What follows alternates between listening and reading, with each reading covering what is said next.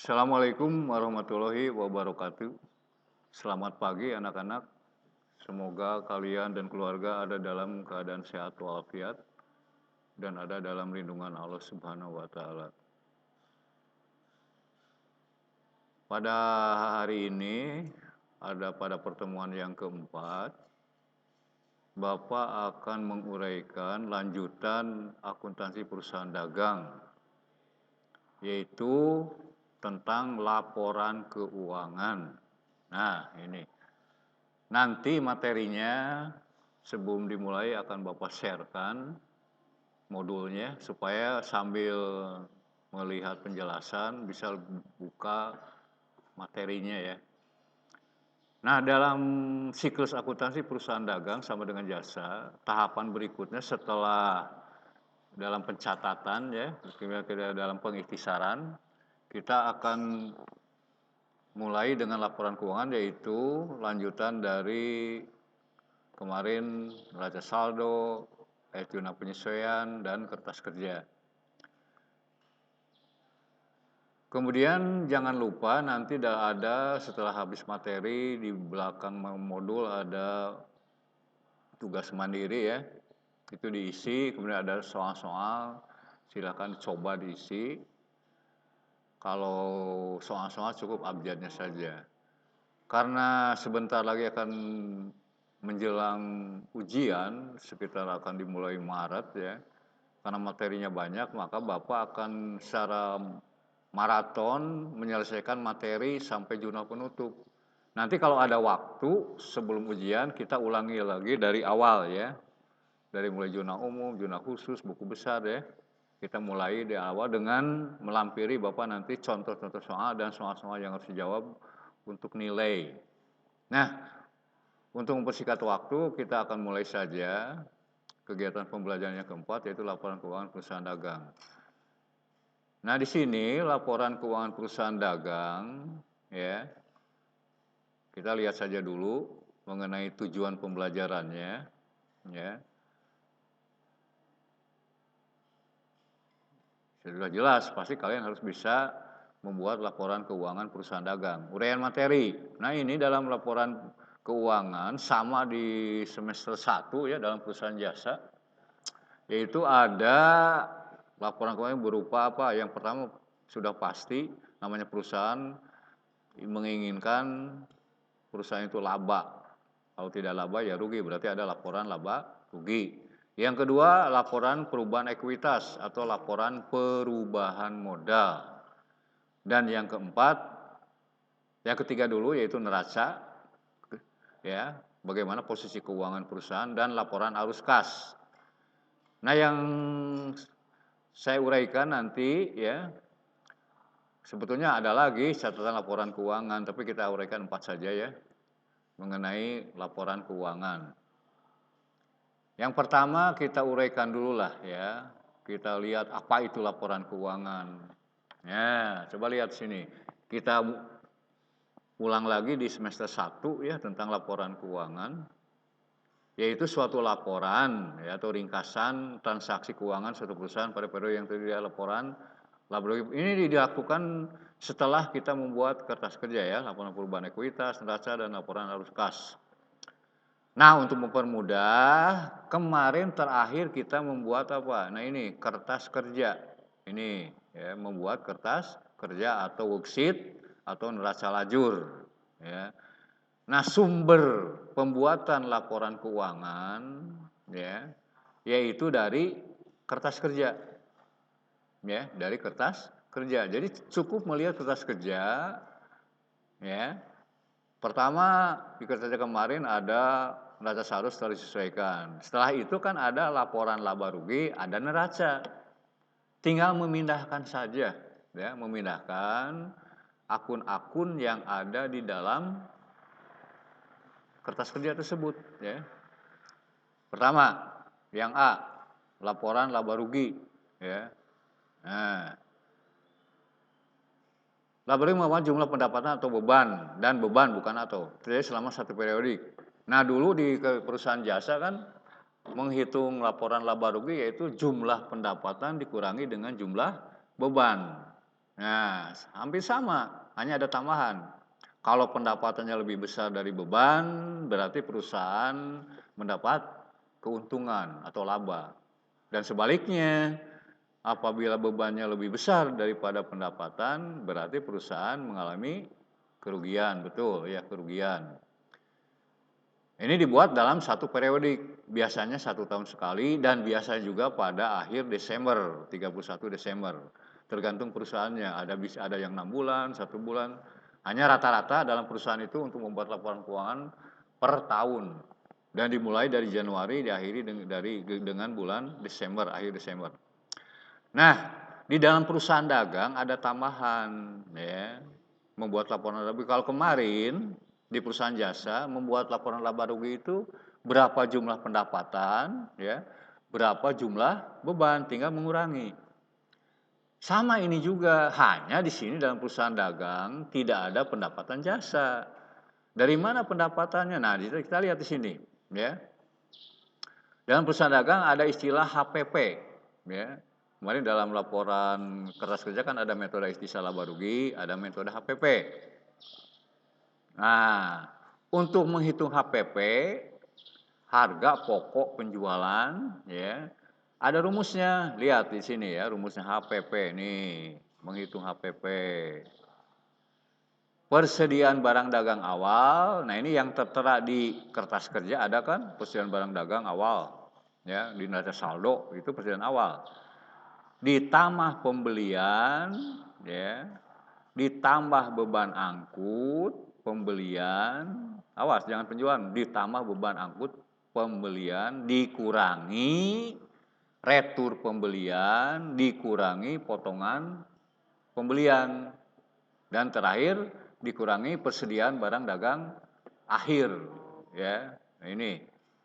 Jadi HPP cara menghitungnya yaitu persediaan barang dagang awal ditambah pembelian, ditambah beban angkut pembelian, nah dikurangi retur pembelian, kurangi lagi potongan pembelian, dikurangi lagi persediaan barang dagang akhir. Nah ini persediaan barang dagang akhir itu terteranya di dalam keterangan ya, bukan di worksheet.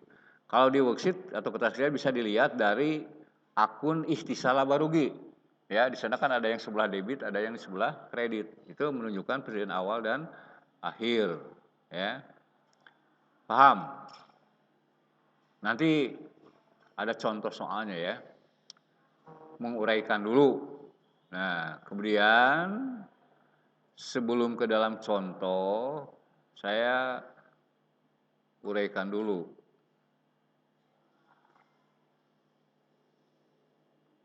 Nah, yang kedua, laporan perubahan ekuitas atau modal. Apa itu laporan perubahan modal? Yaitu laporan yang berisikan perubahan modal pada saat tertentu atau akhir periodik. Ya. Caranya mudah sekali.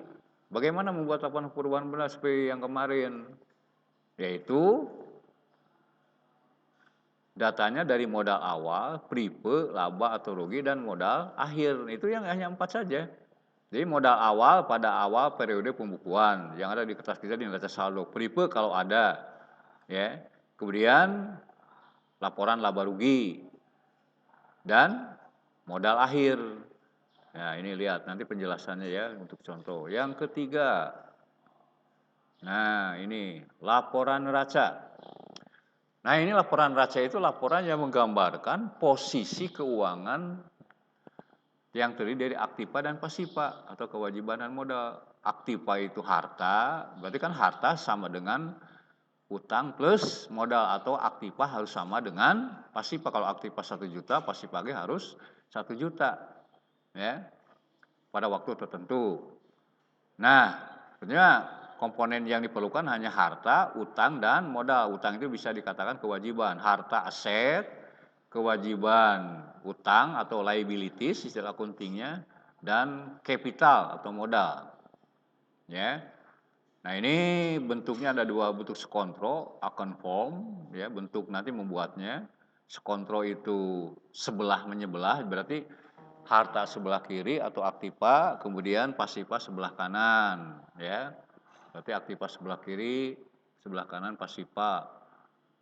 Ya, atau sebelah kirinya berupa harta, isi harta jumlahnya berapa, kemudian sebelah kanannya utang dan modal, disebutnya akun pom atau skontro.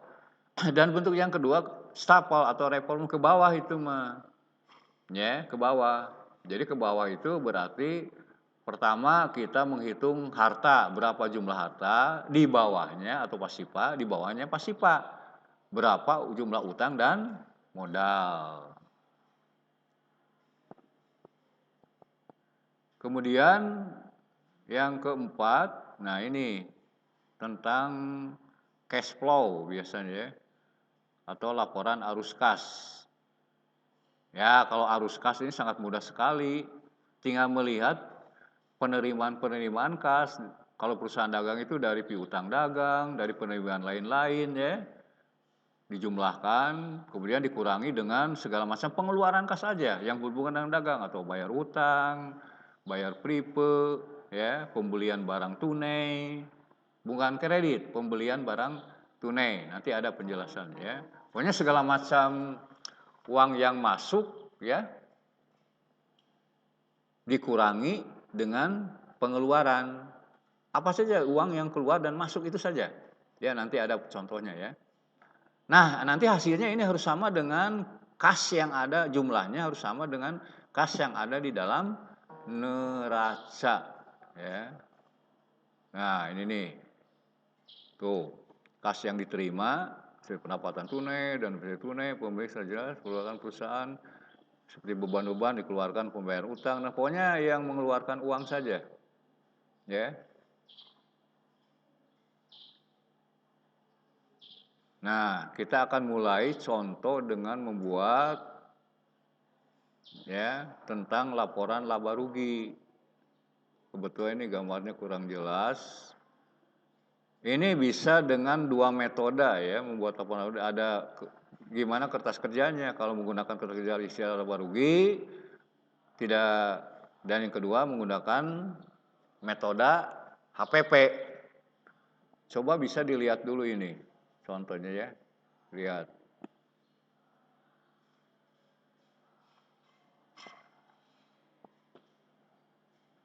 Nah, ini. Contoh penyusunan. Contoh penyusunan laporan laba rugi ya. Tuh. Ini metode ikhtisar laba rugi yang bawa metode HPP kertas kerjanya ya. Bisa dilihat dari contoh yang kemarin ya. Contoh kemarin kita membuat kertas kerja.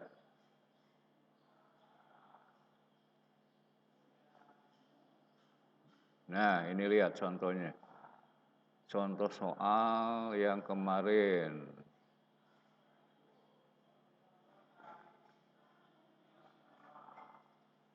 Nah, lihat ini nih. Nih, ya, ada kertas kerja. Misalkan UD Merdeka membuat laporan keuangan, cukup melihat ini saja. Biasanya dalam soal nanti yang ditampilkan ini, diketahui neraca saldo setelah penyesuaian. Ini. Dari neraca saldo ini, buatlah laporan keuangannya, bisa dari sini. Ya.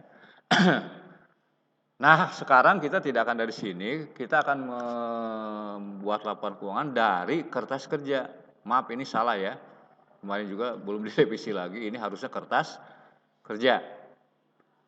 Membuat laporan laba rugi, ya, melihatnya, nah ini kolom ini saja, memindahkan ini, ya, membuat laporan laba rugi tuh. Nih, hanya memindahkan ini. Ya, contoh sebelah kredit apa? Kredit itu kan termasuk penerimaan. Nah, penerimaan dan debit pengeluaran. Dari mana saja penerimaan perusahaan dagang? Nah, lihat ini apa ini? Yaitu nah, kalau kita jual kan nerima uang. Oh, penerimaan pokoknya ya, mau tunai, mau kredit. Pendapatan bunga kebetulan ada tuh, penerimaan. Kemudian yang keempat, potongan pembelian. Kalau kita beli barang 1 juta, misalnya 10 juta ada potongan 500, berarti kembali lagi kan uang, ya. Jadi masuk lagi, ya.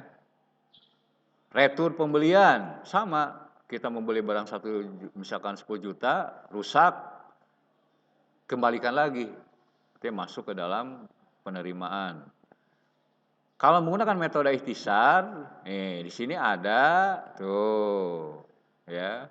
Ini adalah tuh persediaan barang dagang akhir, ini persediaan barang dagang awal. Nah, makanya metode ikhtisar laba rugi tidak diselisihkan untuk menghitung laporan keuangan, ya.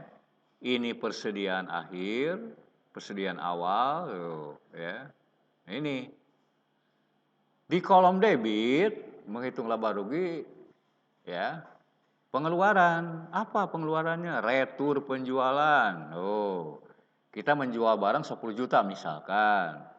Si pembeli komplain, dikembalikan lagi. Kan udah kita buy cash atau misalkan cash, kita jual cash, menang 10 juta dapat. Dapat uang 10 juta. Si pembeli komplain, ada barang rusak, dikembalikan lagi barang. Berarti kita harus mengembalikan kembali kan uangnya. Nah, ini makanya di sebelah debit pengeluaran. Tuh. Terus selama 1 tahun kita melakukan pembelian barang dagang, jelas kan mengeluarkan uang. Kemudian beban angkut penjualan, tuh lihat beban gaji, beban-beban ada. Nah, menghitung HPP, unsur-unsur HPP apa saja? Yaitu pembelian, ya, beban angkut pembelian, retur pembelian, potongan pembelian, dan ini persediaan barang dagang awal, persediaan barang dagang akhir. Ya. Itu menghitung HPP. Jelas ya. Kita mulai lagi. Nah, kita kembali lagi.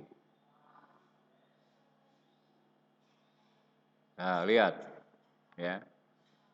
Pertama sekali kita membuat laporan laba rugi yaitu menghitung penjualan bersih. Nah, ya. Penjualan bersih. Gimana cara menghitung penjualan bersih? Lihat di kertas kerja. Memang ini contohnya dengan yang itu beda, ya beda. Ini mah contoh. Lihat di kertas kerja ada tidak penjualan? Ada tuh yang 80 juta misalkan, ya. Nanti kalian bisa mengerjakan dari soal ini. Ya. Tuh, ada kan? Penjualan berapa? Cara membuat bagannya seperti ini supaya mudah ya. Cara membuat bagannya. Penjualan berapa? Nah, kemudian dikurangi nanti kalau ada retur penjualan dan pengeluaran harga berapa, ada potongan penjualan berapa, ini dijumlahkan. Jumlahnya berapa? 315. Berarti penjualan dikurangi retur dan potongan menjadi 14.274.600. Nah, ya, dikurangi. Ya. Ini penjualan bersih.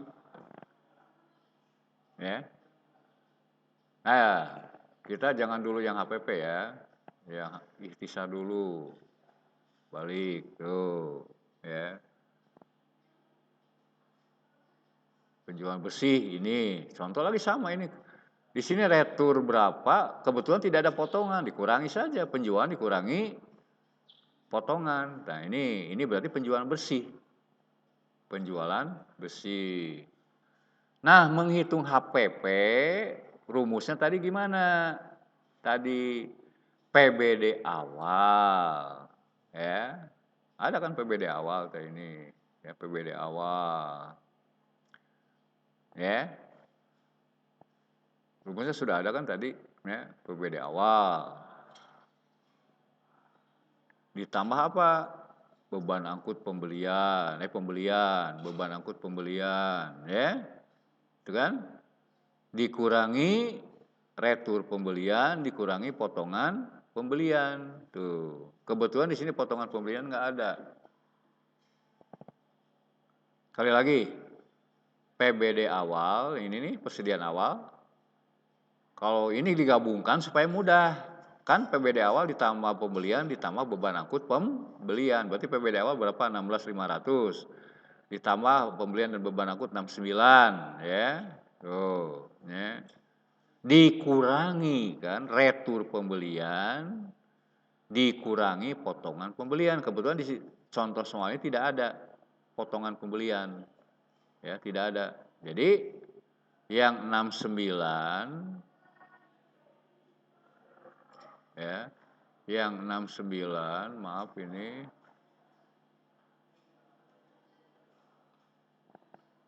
Yang 69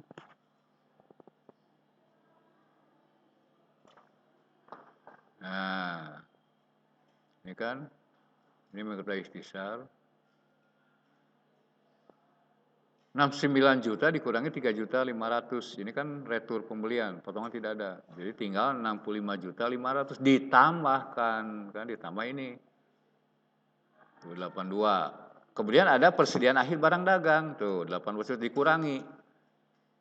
Barang tersedia untuk dijual dikurangi persediaan akhir ke 64. Ini dikurangi berapa? Ya.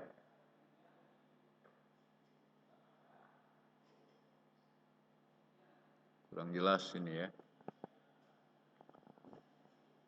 Jadi intinya begini, HPP itu menghitungnya PBD awal ditambah pembelian, ditambah beban angkut pembelian, dikurangi retur pembelian, dikurangi potongan, dikurangi PBD akhir. Tuh, sini.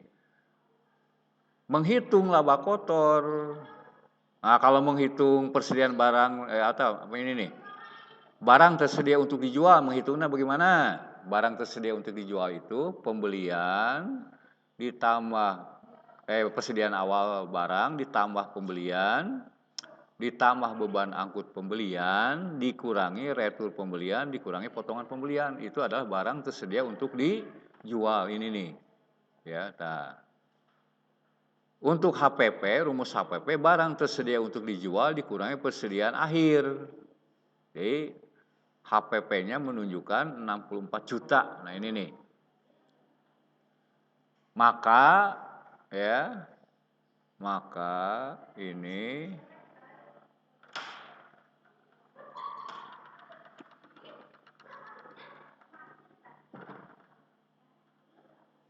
untuk perhitungannya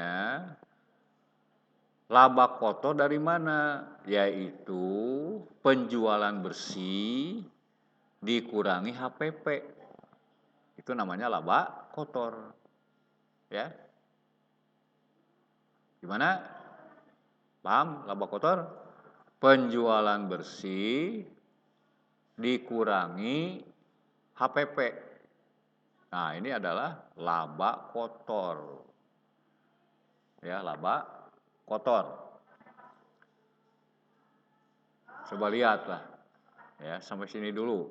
Karena ini harus paham dulu, lihat pelajari ya. Nah, bisa dilihat dulu kan? Kebetulan di sini ya, potongan penjualan nggak ada. Ya, potongan penjualan nggak ada. Potongan pembelian nggak ada. Ya. Udah paham? Laba kotor?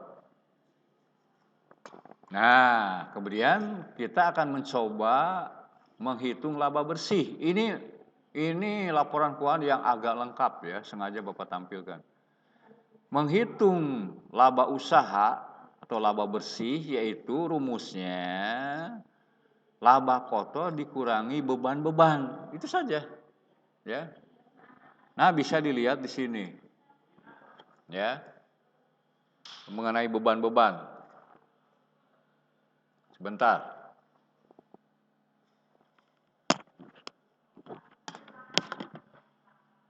Pak Irwan, jam 10-nya.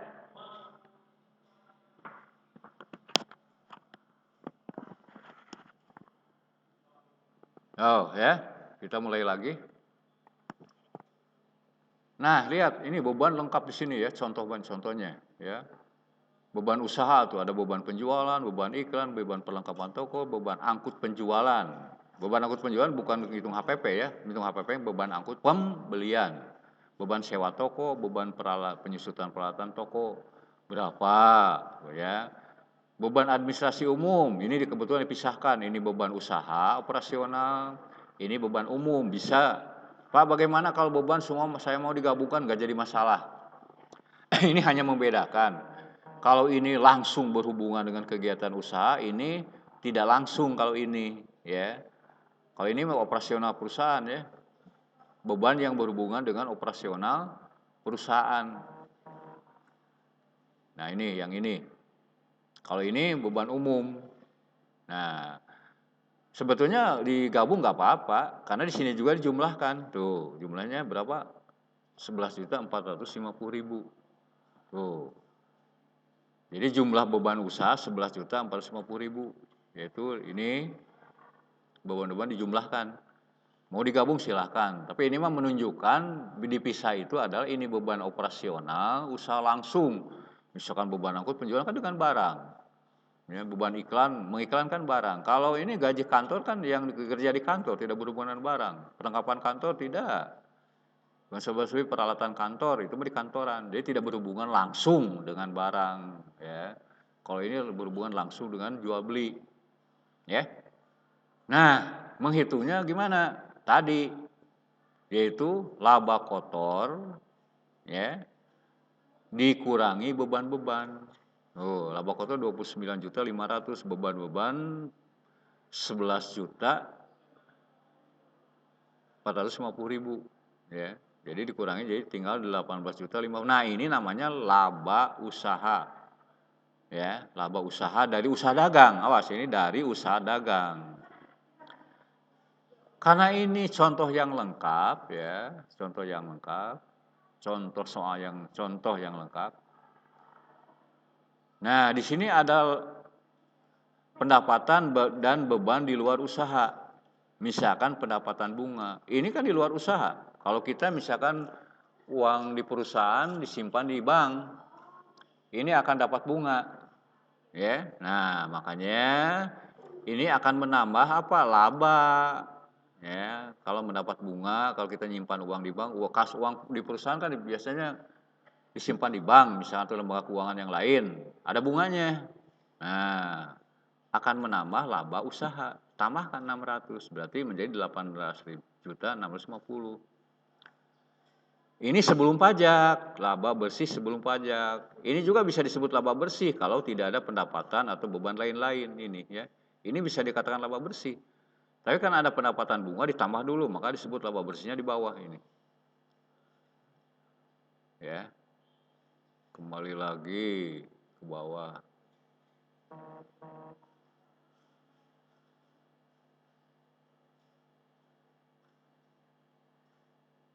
Nah.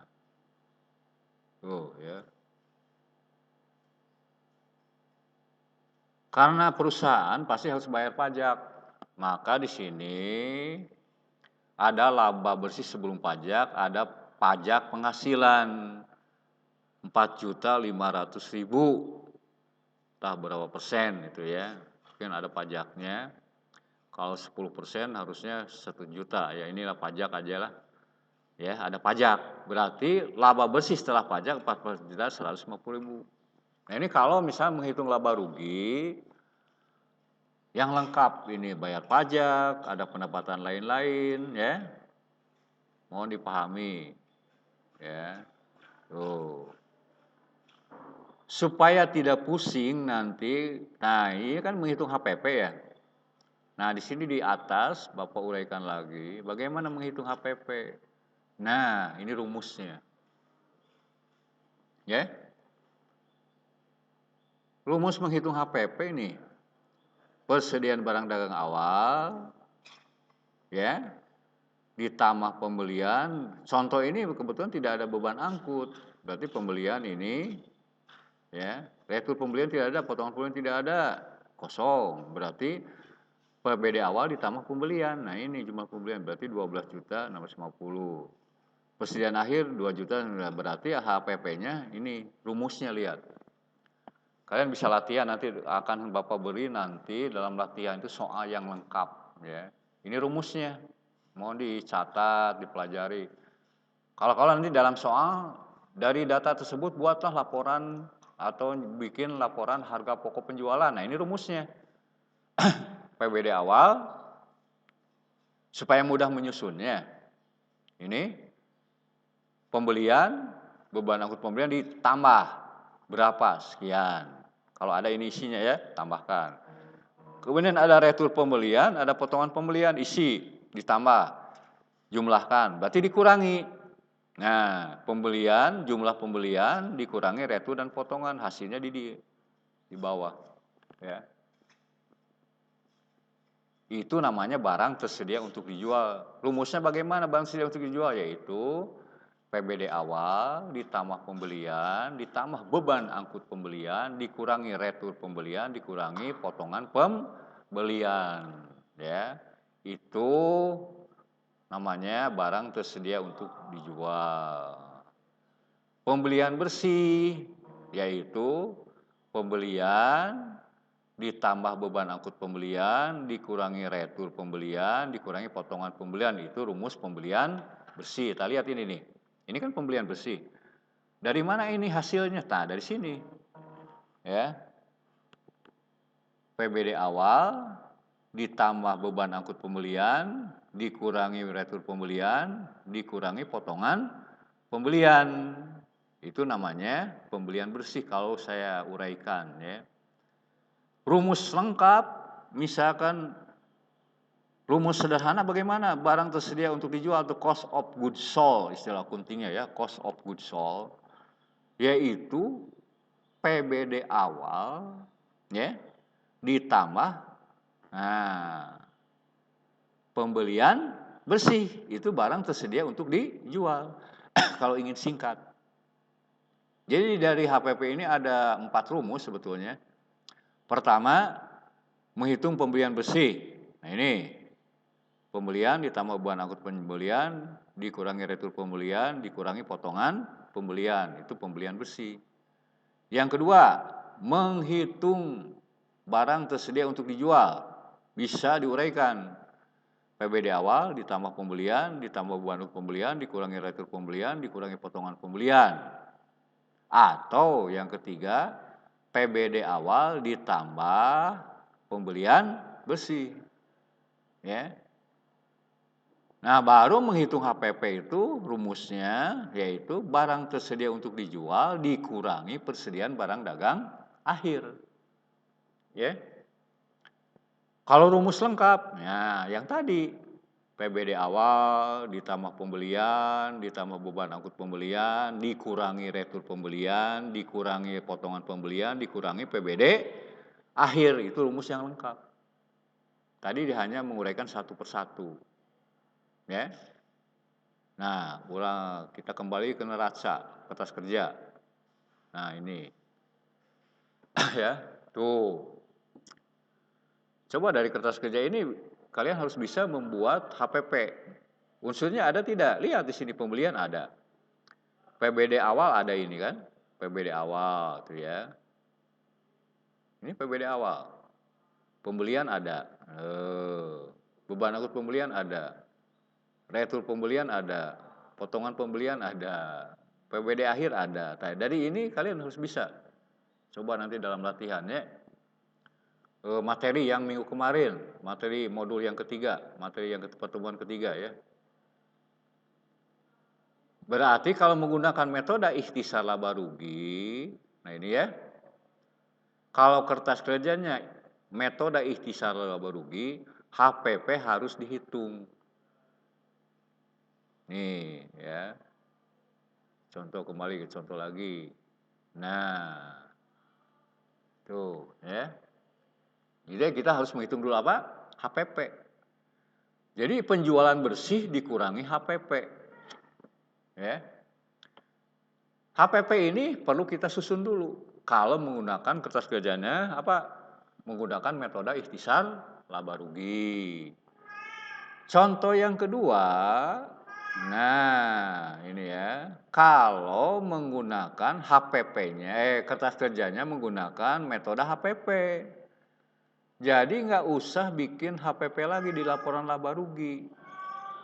Kita kembali ke materi yang ketiga, yang kemarin, pertemuan kemarin. Nah, kertas kerja yang menggunakan HPP. Tuh.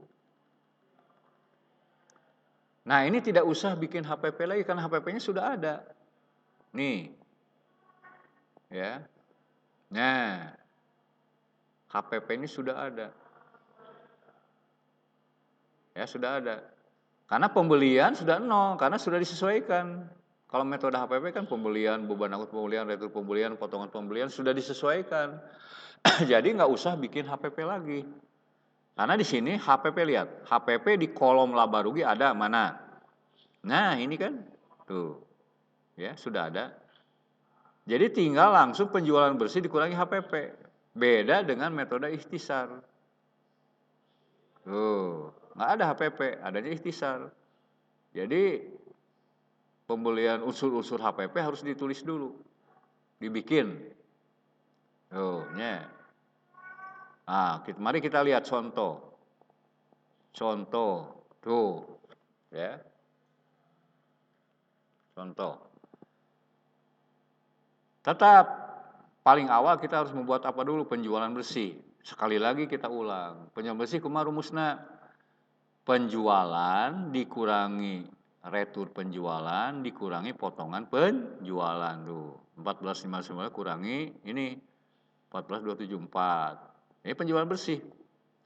Karena kertas kerja menggunakan metode HPP, nah maka tinggal tulis HPP-nya berapa. Tuh, nggak usah rumus seperti tadi. Menghitung HPP dulu nggak. Ini dilihatnya dari mana ini? Yaitu dari kertas kerja. Tinggal langsung kurangi. Contoh ini nih. Nah, HPP-nya kan sudah ada. Nah, misalkan ini beda soal ya. Ini contoh. Tuh, tinggal masukkan ini saja. Kalau menggunakan ikhtisar laba rugi kan tidak ada HPP. Ini HPP kan tuh. Ya, HPP. Tuh. Ya. Paham? Nah, ini. Tuh, ya.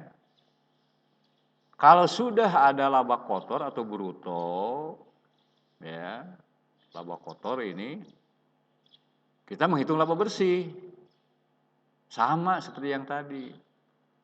Kita lihat dari laba kotor ya. Nah, ini kan laba kotor.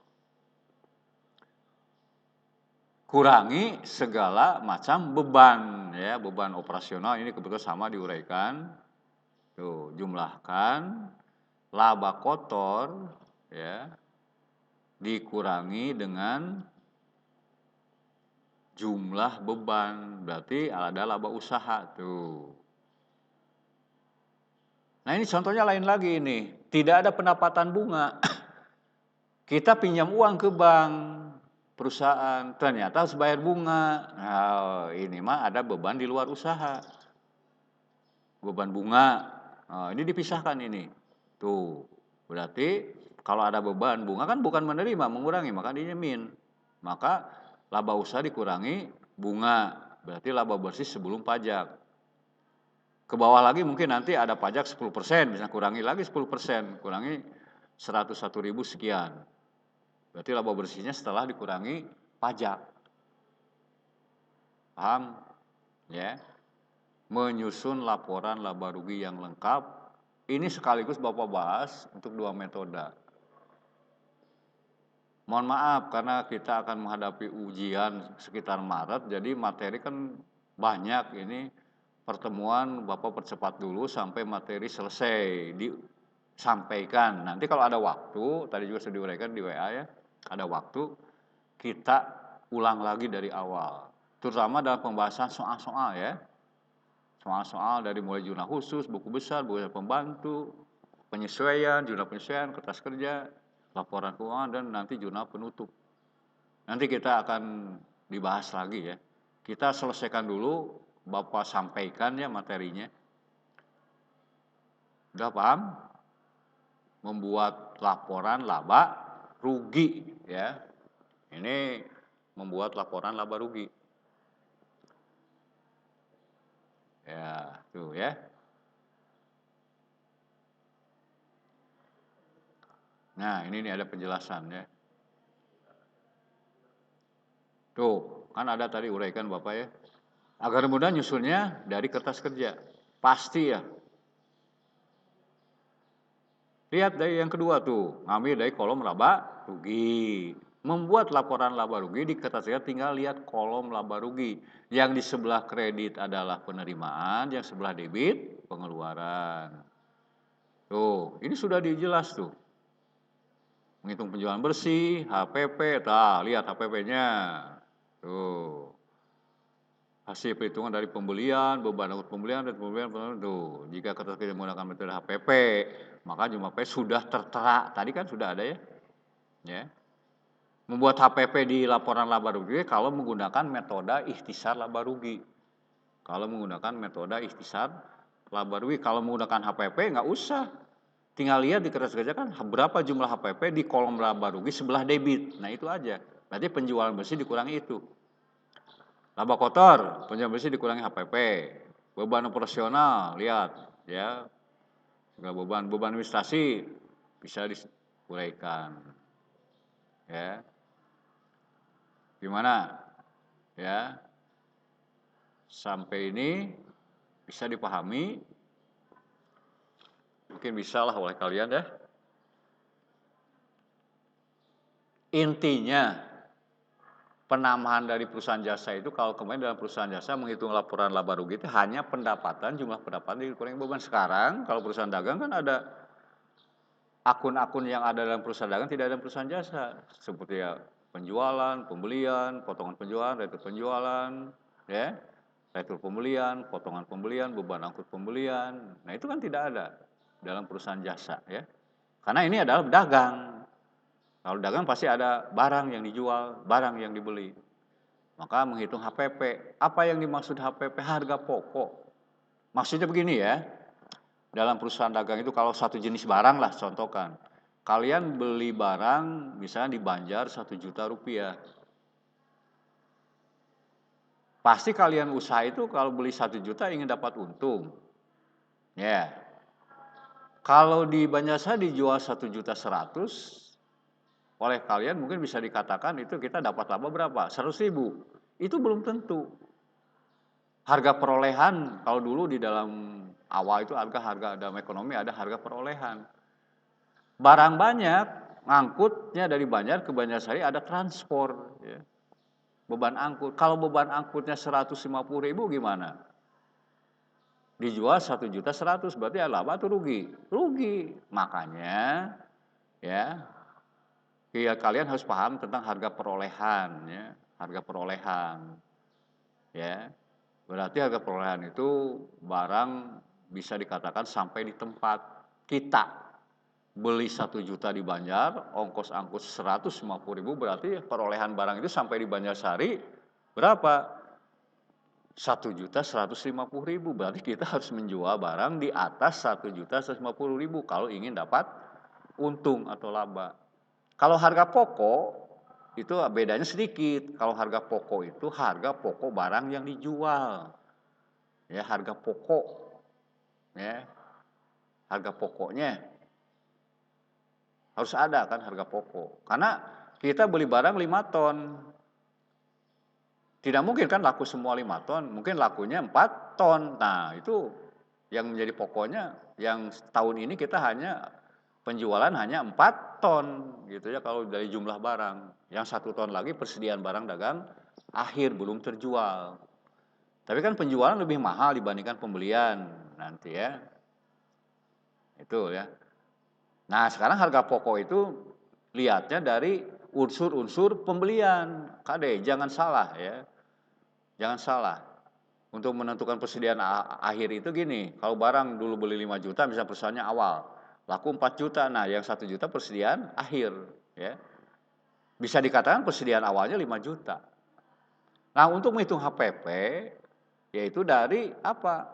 Ini unsur-unsur HPP dari mulai pembelian yang tadi. Nah, nih ya.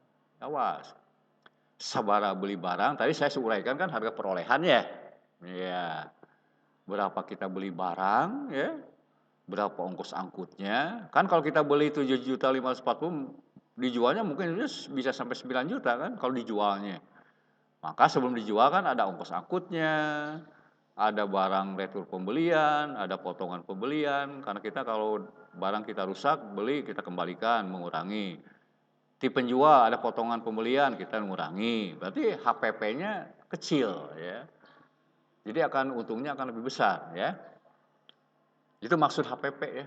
Jadi maksud HPP itu bukan berarti barang yang sudah dijual, bukan. Harga pokok penjualan, pokoknya berapa kita menjual barang. Misalnya dari kita menjual salapa berapa, kita menjual barang misalkan berapa ya, misalkan 15 juta, pokok penjualannya berapa, misalkan ini. Nah, 9 juta. Pokoknya setelah dikurangi ini. Persediaan akhir ya. Kembali ke worksheet ya, worksheet lagi. Tuh ya, kembali ke worksheet. Metode ikhtisar, metode HPP ya. Metode ikhtisar dan metode HPP. Maaf ini belum dirubah ya, ini harusnya kertas kerja. Ini saya ngambil dari modul. Nanti pembahasan soal setelah materi semester 2 atau genap udah kita sampaikan ya sampai jurnal penutup. Nanti kita ulang lagi sekitar akhir Februari dari mulai sekali lagi dari mulai jurnal khusus, buku besar, kertas kerja, AJP ya. Kemudian udah mengerti ya. Selanjutnya mari kita bahas poin yang kedua. Laporan perubahan apa tadi? Ekuitas atau laporan perubahan modal. Nah, di dalam perusahaan ya, itu ada perusahaan perseorangan, ada perusahaan corporation, ada perusahaan yang ketiga mengeluarkan saham. Hati-hati ya dalam membuat laporan perubahan modalnya. Tergantung perusahaannya ya. Nanti untuk penempatan ke neraca. Ke neraca. Kalau perusahaan perseorangan modal sendiri atau CP bisa itu atau perseorangan ya. Itu akan menambah modal. Tapi kalau perusahaan corporation atau berupa saham tidak menambah modal karena dalam modal itu berupa saham, saham tidak bisa bertambah. Nanti akan dimasukkan ke apa? Yaitu ke laba ditahan atau retained earning istilah accountingnya ya. Kalau ini profit bisa, kalau perusahaan perseorangan akan menambah modal. Kalau kita punya laba berarti akan menambah modal. Kalau kita rugi mengurangi modal. Kalau perseorangan atau CP juga bisa ya. Sederhana rumusnya. Kita bahas dulu yang menggunakan ini nih ya. Bukan corporation atau saham ya, perusahaan perseorangan. Tuh rumusnya. Gimana rumus membuat laporan perubahan modal? Mudah. Modal awal ya. Nah, ini rumusnya, perhatikan. Modal awal kalau perusahaannya mengalami laba ditambah laba. Ya.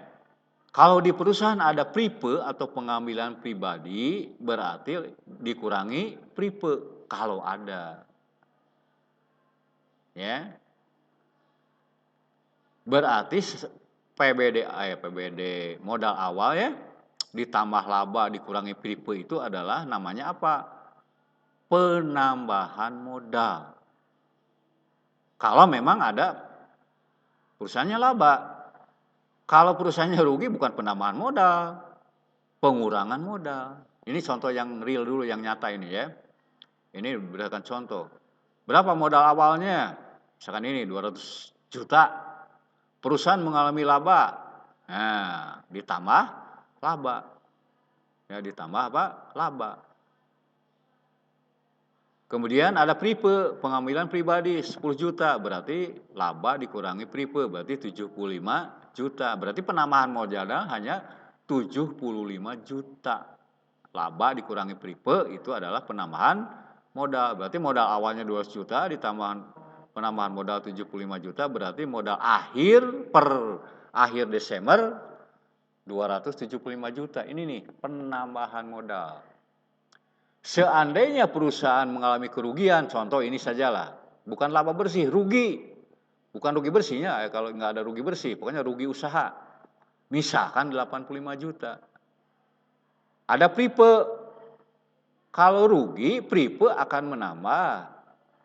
Ya, rugi. Berarti 85 juta ditambah 10 juta. Berarti di sini harusnya 95 juta. Ya, berarti 200 juta dikurangi 95 juta, berarti modal akhir tinggal 105 juta. Kalau seandainya perusahaannya rugi. Once more. Kita ulang. Laporan perubahan modal ya. Ini mudah sekali. Pak, dari mana ngambilnya modal awal? Come back to worksheet. Lihat kertas kerja. Nah, mau yang metode HPP itu sama. Nah, ini lihat. Di sini ada modal usaha ya. Tuh. Nah, ini nih modal awal nih. Dari neraca saldo bisa, dari neraca akhir bisa, sama aja. Nah, ini modal awal. Tuh. Di mana, Pak? Yang kedua, laba usaha. Tadi kan kita sudah bikin apa? Laporan laba rugi. Ya, nah dari sini ngambilnya laba ruginya. Nah, kembali ke atas. Nah, ini kan. Nah, di sini ngambil tol. Laba paling akhirnya laba setelah pajak kalau ada lengkap perusahaannya. Nah, ini nih laba. Ya, tuh. Jadi tadi modal awalnya lihat di neraca ya. Labanya lihat di laporan laba rugi. Pak, di mana pripe? Kalau ada lihat kertas kerja ada tidak pripe? Nah, lihat ada pripe. Tuh. Pripe, contoh yang ini sajalah, jangan lihat uangnya. Tuh ada pripe. Dikurangi pripe. Kalau dalam kertas kerja tidak ada pripe, nggak usah. Berarti modal awal ditambah laba sama dengan penambahan modal. Ya, sederhana sekali. Ya, laporan perubahan modal ya, sederhana sekali. Oh, mudahlah. Kalau perusahaan laba, sekali lagi kalau perusahaannya rugi, berarti ini, misalkan ini rugi 85 juta, bukan dikurangi pripe KD. Kalau rugi 85 juta tambah pripe, karena rugi. Pripe kan mengurangi modal. Nanti dilihatnya bisa dalam closing entries ya, jurnal penutup, pembahasan bulan berikutnya, pertemuan berikutnya. Laba bersih, ya, net profit ini kan istilah accounting ada net profit, bisa lihat kalian ya. Kalau rugi ini tambahkan mengurangi modal awal. Kalau laba bersih dikurangi pripe. Tuh, 275 juta. Paham? Sok, telaah heula. Ini rumus sederhana. Catat, sok ke dina otak. Dina tuur. Ngitung perubahan modal gimana? Modal awal ditambah laba dikurangi pripe sama dengan modal akhir. Itu aja. Modal awal per 1 Januari, modal akhir per 31 Desember. Kalau periodiknya 1 tahun. Kalau rugi, modal awal dikurangi rugi, dikurangi pripe sama dengan modal akhir. Tuh, catatlah ya. Oke? Jangan terlalu lama ini nih waktunya. Ya, udah sejam lebih. Silakan sekarang kalian camkan telah bisa dilihat nanti di YouTube ya, yang kemarin juga bisa dilihat. Ingin berulang silahkan YouTube SMA ya. Next. Nah, balance sheet sekarang ya, laporan neraca. Nah, ini tuh balance sheet ya. Laporan neraca balance sheet per 31 Desember. Nah, ini dari mana datanya diambil? Mudah sekali. Kalau perusahaan, tergantung perusahaannya, awas. Tadi saya utarakan ada perusahaan perseorangan, ada perusahaan corporation atau yang mengeluarkan saham. Awas, dalam menempatkan tadi tentang apa? Perubahan modalnya. Hati-hati ya. Oke, kita lihat saja dulu worksheet yang ini. Lihat di sini. Kira-kira ini perusahaan perseorangan atau corporation atau saham. Nah, ini perusahaan perseorangan tuh, karena modal usaha bukan berupa kalau perusahaan go public atau saham ini bukan modal usaha, ini modal berupa saham. Di sini pasti ada dividen, pasti ada laba ditahan, akunnya di sini. Ini nggak ada. Ya. Ya, kalau sekarang pertemuan sekarang kan sulit kalau Bapak ke sana kemari menulis segala macam. Kita nanti pembahasannya di soal-soal ya. Sekarang kalian mengerti dulu lah uraiannya. Ya, uraiannya. Ngambilnya dari sini lihat. Nah, dari kolom terakhir kertas kerja ini nih, sampai ini semua aja. Ini belum dijumlah ya. Harusnya ada jumlah akhir neraca di debit, ada jumlah akhir neraca di kredit. Ini sama jumlahnya 78.100.000. Debit, kredit juga 7 juta, 78.100.000. Nah, dari sini tinggal menyalin saja ini. Aktiva debit, pasifa kredit. Ini tinggal pindahkan. Mau yang kontrol atau stapel silahkan. Ini bentuknya apa ini? Yang sebelah menyebelah. Tadi, ini kontrol. Yang aktiva sebelah kiri, pasifa sebelah kanan atau utang dan modal. Ini Bapak tampilkan, ya, tampilkan ini, ya, menampilkan tentang apa? Tentang neraca yang stapel dan skontrolnya. Kita lihat skontrol. Nah ini nih lihat nih. Ini yang ada di kolom debit tadi di kertas kerja di kolom neraca ya. Ini yang ada di sebelah kredit kolom kertas kerja. Ya. Nah ini kalau perusahaannya perseorangan, ini nih yang menjadi masalah, awas. Satu saja ini. Ini bukan perusahaan perseorangan yang contoh ini, sengaja Bapak bikin ini. Ini modalnya berupa saham. Nah ini modal saham tidak boleh ditambahkan dari hasil laba usaha. Karena ini mah go public. Sudah pasti, sudah tetap sekian nilainya. Bisa berubah itu di bursa efek, bursa saham ya, menambah. Jadi kalau perusahaan mendapat laba, ditempatkan di kolom ya, neraca itu, ya di kolom neraca, bukan menambah modal saham. Simpan di laba ditahan. Tuh, ada akunnya ya. Di sini laba ditahan. Di bawah modal saham. Tadi kan perusahaan dapat laba. Nah ini misalkan 275 juta. Nah, di sini saja disimpannya. Berarti bukan di nambah modal ya. Di sini simpannya. Nah, laba ditahan. Tuh ya. Jadi istilah tidak akan menambah modal. Modal tetap saham nilainya sekian. Jadi labanya berapa? Nah ini kan. Nah, penambahan modal. Nah yang 75 juta. Awas jangan modal akhir ya.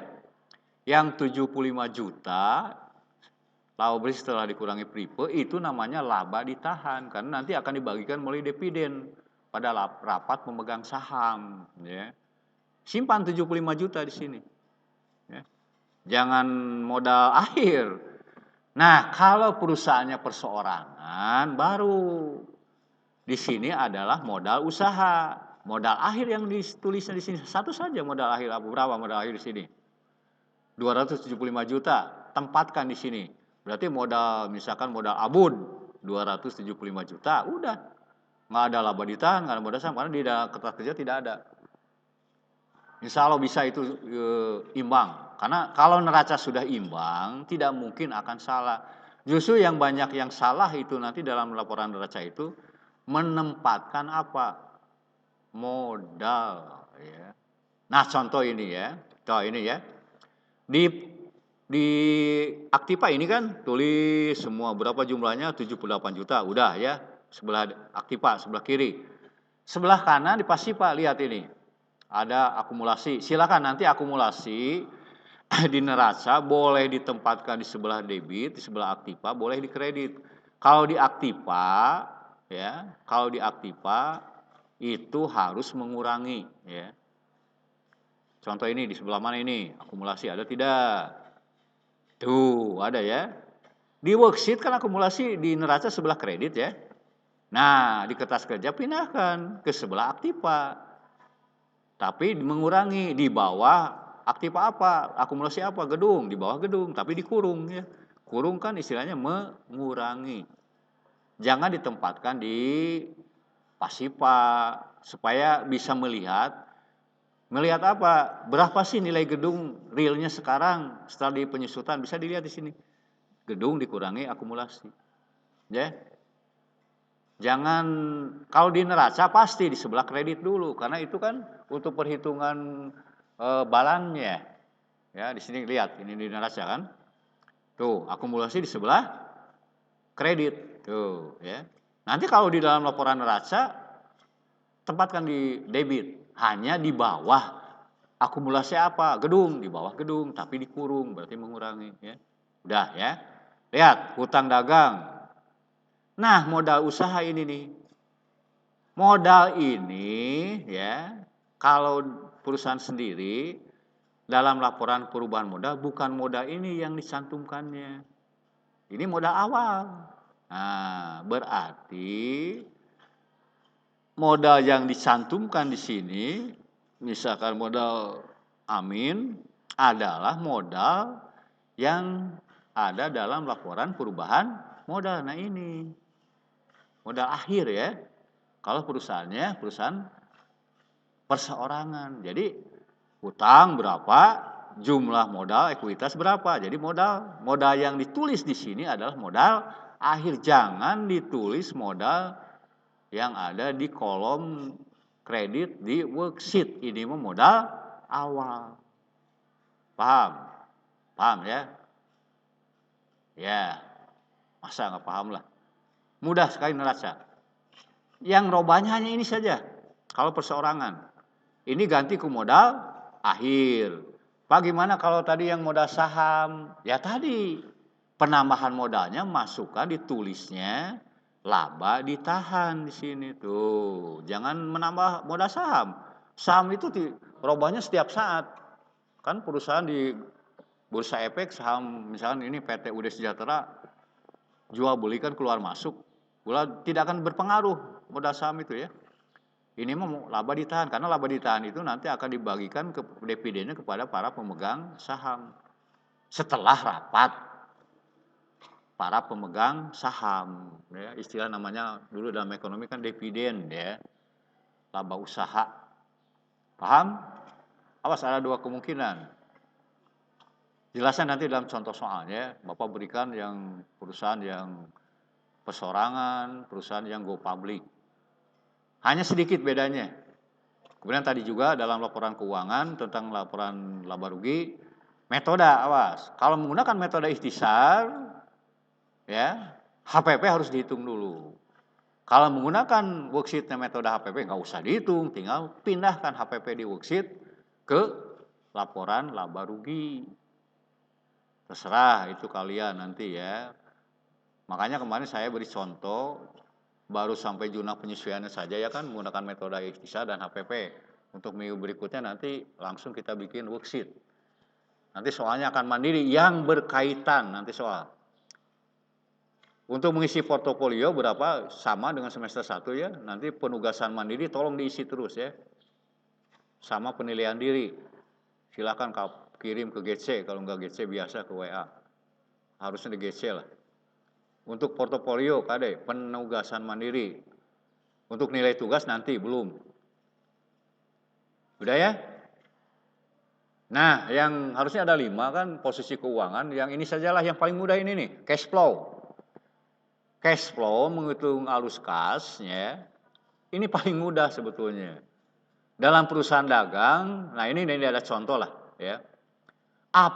Uang-uang yang masuk yang berhubungan dengan usaha. Awas ya. Uang yang masuk aja. Dan uang yang keluar. Tapi awas. Masalah utang, piutang jangan dimasukkan. Karena kalau kita menjual secara kredit kan tidak masuk uang. Tidak. Kita menjual kredit tidak kan? Tidak menerima uang? Tidak, itu jangan. Misal kita menjual secara tunai, nah itu masuk. Dijual barang dagang secara kredit, jangan masuk ke cash flow. Karena menjual kredit mah kita punya tagihan. Baru nanti kalau yang membelinya sudah membayar, kan ada membayar piutang, berarti piutang dagang. Kalau dalam perusahaan dagang untuk penerimaannya sebetulnya tidak terlalu banyak, ya. Nah ini saya ya, contoh ini nih sederhana. Arus kas masuk. Yang bayar piutang, yang punya utang bayar ke kita kan? Nah, penerimaan dari pelanggan apa sajalah. Misalkan di luar itu, misalkan apakah kita menjual tunai, menerima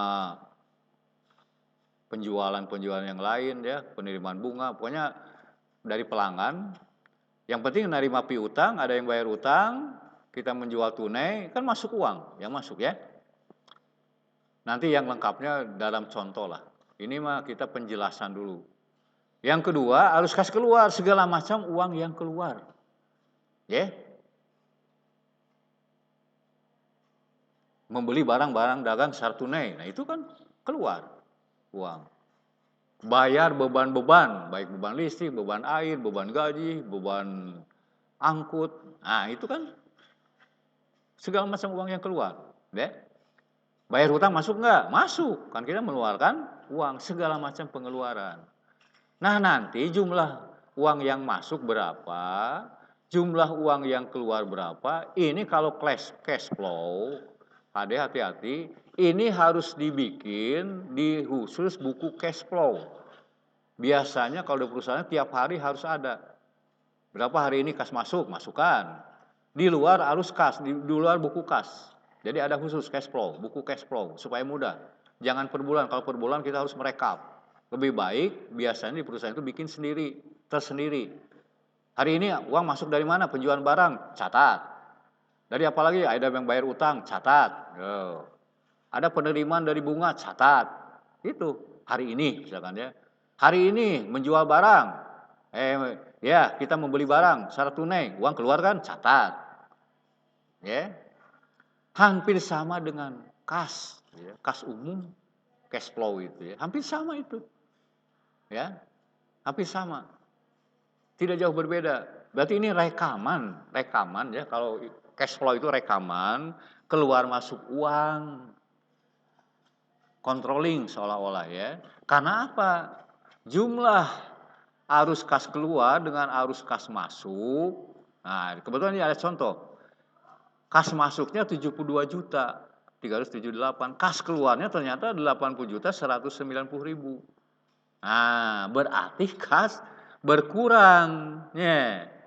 Kalau lebih besar pengeluaran berarti kas berkurang.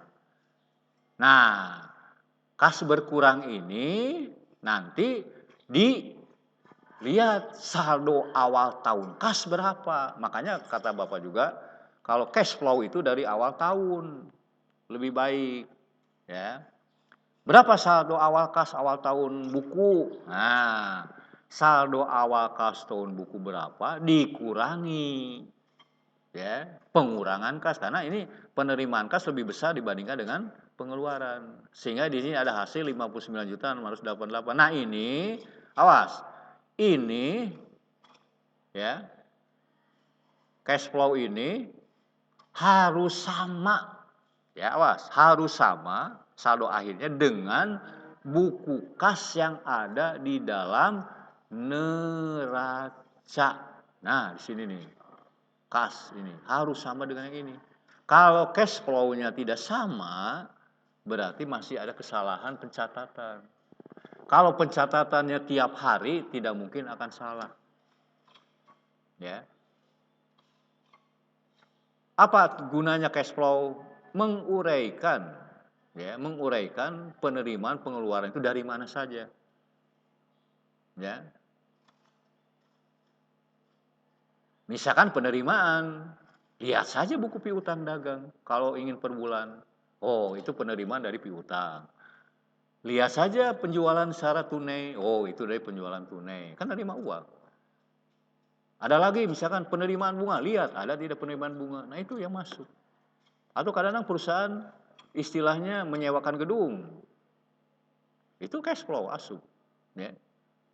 Nah itu untuk arus kas. Untuk jelasnya nantilah yang lengkapnya dengan soal yang beruntun nanti ya. Kita hanya membahas pertemuan sekarang itu membahas materi tentang bagaimana menyusun laporan keuangan perusahaan dagang. Agak beda sedikit dengan perusahaan jasa ya. Hanya perbedaannya itu hanya dina apa dalam laporan laba rugi saja. Perubahan modal sama, ya, neraca sama, ya, gitu aja. Oke. Nah untuk ini silakan dibuka modulnya yang sudah Bapak kirim nanti buka pelajari. Kalau ingin jelas nanti di SMA akan dimasukkan ke YouTube ya, buka saja. Kalau ingin materi yang Bapak jelaskan ini ke sekolah silakan hubungi Pak Irwan. Ya, Pak Irwan. Operator yang mengurus Pak Irwan aja lah, Pak Irwan. Tim ya, tim. Ada tim yang mengurus tentang mata pelajaran ini ya, ada timnya. Ke Pak Irwan saja lah. Kalau ekonomi Bapak percayakan ke Pak Irwan ya, silahkan yang sebelum-sebelumnya. Nanti juga akan Bapak kirimkan, akan Bapak masukkan ke YouTube tentang pembahasan jurnal khusus dan buku besar pembantu. Tapi sebelum itu nanti kita dalam hal mengulang saja itu ya. Dalam hal mengulang nanti itu kita gunakan. Nah itulah pembahasan tadi kita sudah 1,5 jam ya sudah habis. Silahkan kalian telaah kembali, buka kembali. Kalau ada pertanyaan silahkan kirim ke WA aja lah. Tapi jangan WA grup ya awas. Langsung aja WA pribadi, japri saja. Kalau WA grup untuk isi absen. Kecuali kalau kelompok boleh silahkan. Kalau misalkan berkelompok nanyanya silahkan. Dirangkum dulu pertanyaannya, berarti sekaligus untuk pertanyaan ini. Kemudian yang ketiga silahkan di sini ada nanti. Nah untuk portofolio sama dengan yang kemarin. Tolong di sini ada contoh penugasan mandiri. Nah, ini untuk mengisi nanti nilai portofolio ya. Penugasan mandiri. Tuh. Nah, di sini ada contoh neraca saldo disesuaikan sama lah. Hanya kalian nggak usah memilah lagi ke laba rugi neraca, udah aja pilih di sini. Apa tadi misalkan menyusun laba rugi gimana? Ya, pendapatan dikurangi beban kan? Hanya menambahnya unsur-unsur HPP harus dimasukkan. Kalau kebetulan di sini metodenya ini metode apa ya?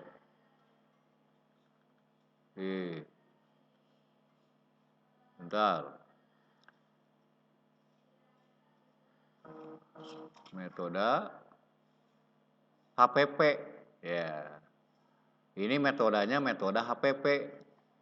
Jadi yang kedua tadi membuatnya. Jadi hitung penjualan bersih ya. Untuk menghitung laba rugi berapa penjualan bersih? Di sini kan ada penjualan. Nah, kurangi retulnya ada. Nah, potongannya nggak ada. Tuh, tinggal kurangi aja penjualan, kurangi retur kan. Namanya penjualan bersih karena tidak ada potongan langsung. Kalian tidak berusaha menghitung HPP. Jadi penjualan bersih tinggal dikurangi HPP. Nah, sudah ada HPP. Ya, jadi berarti tinggal menghitung laba kotor atau gross profit ya. Gross profitnya itu baru ngitung apa? Laba bersih. Nggak usah ada pajak lah untuk soal ini. Karena di sini tidak ada keterangan. Tuh, bentuknya sekontrol yang tadi. Tuh, ya. Pasti beban pembelian, retur pembelian, pasti nol kan menggunakan metode HPP. Tinggal laba kotor dikurangi beban-beban supaya mudah lah. Nggak usah dipisahkan mana beban operasional, mana beban umum. Udah aja beban semua digabungkan. Ya. Paham ya soal ini? Bapak bahas sedikit. Semua matulain soalnya.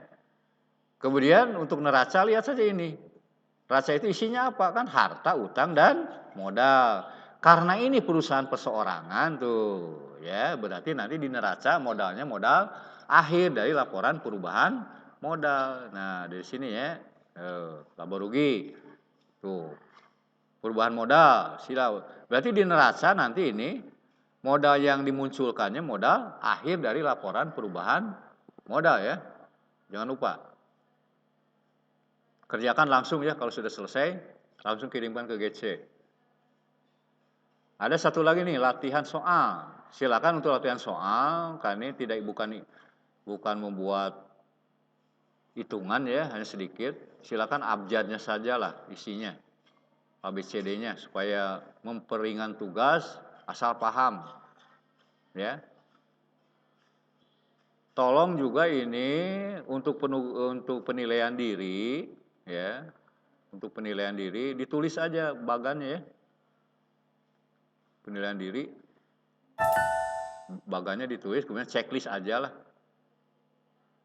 Contoh penilaian mandiri yang kemarin ada, ini saja dulu lah, ya. Mungkin dari Bapak sekian dulu untuk pembuatan laporan keuangan perusahaan dagang. Mudah-mudahan kalian memahaminya, karena ini adalah penjelasan tanpa feedback langsung, jadi agak sulit. Tapi pelajari, kurang jelas bisa dilihat modulnya. Kalau masih belum jelas silakan tanyakan langsung melalui WA ya ke Bapak. Sekian dulu dari Bapak. Semoga kalian bisa memahaminya, bisa mengerti, dan bisa mengerjakan tugas itu. Nanti untuk minggu depan kita akan mulai ke dalam tahap penutupan ya. Sekian dulu. Assalamualaikum warahmatullahi wabarakatuh.